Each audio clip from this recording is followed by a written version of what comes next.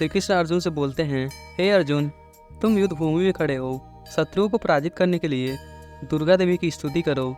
अर्जुन बोले, मंदराचल पर्वत पर निवास करने वाली देवी, तुम्हें बारंबार नमस्कार है। तुम ही काली, कपाली, कपिला, कृष्णा, पिंगला, भद्रकाली और महाकाली आदि नामों से प्रसिद्ध हो।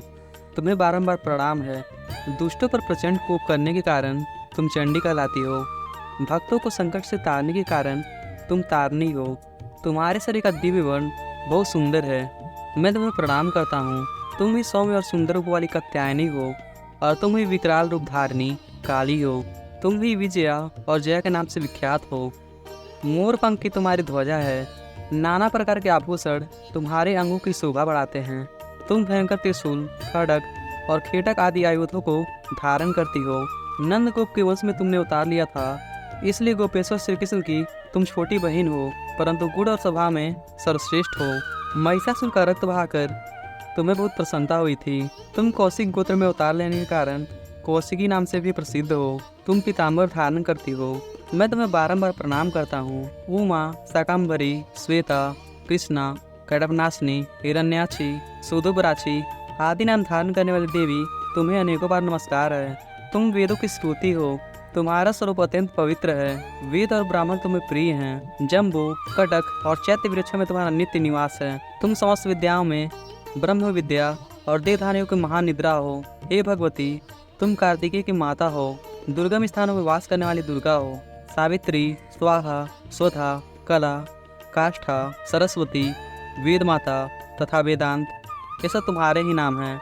महादेवी, मैंने विशुद्ध हृदय से तुम्हारा स्तुति किया है। तुम्हारी कृपा से इस रणभूमि में मेरी सदा ही जय हो। माँ, तुम घोर जंगल में, भयपूर्ण दुर्गम स्थानों में, भक्तों के घरों में तथा पाताल में भी नित्य निवास करती हो। युद्ध में दानवों को हराती हो। तुम ही जम्भनी, मोहिनी, माया, संध्या, प्रभावती, सावित्री और जन्नी हो। तुष्टि, पुष्टि, धृति तथा सूर्य और चंद्रमा को बढ़ाने वाली दीप्ति भी तुम ही हो।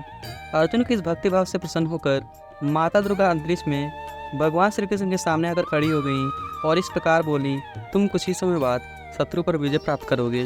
दुर्धर्ष वीर, तुम तो साक्षात नर हो और भगवान श्री कृष्ण स्वयं नारायण हैं। तुम रण क्षेत्र में शत्रुओं के लिए अजेय हो। साक्षात इंद्र भी तुम्हें पराजित नहीं कर सकते। ऐसा कर वरदायिनी दुर्गा वहाँ से अंतर्ध्यान हो गई। वरदान पाकर अर्जुन को अपने विजय का विश्वास हो गया। फिर वे अपने सुंदर रथ पर आरूढ़ हो गए। जो मनुष्य सवेरे उठकर इस स्तुति का पाठ करता है, उसे यक्ष, राक्षस और पिशाचों से कभी भय नहीं होता। शत्रु तथा सर्प आदि विषैले दांत वाले जीव भी उनको कोई हानि नहीं पहुंचा सकते।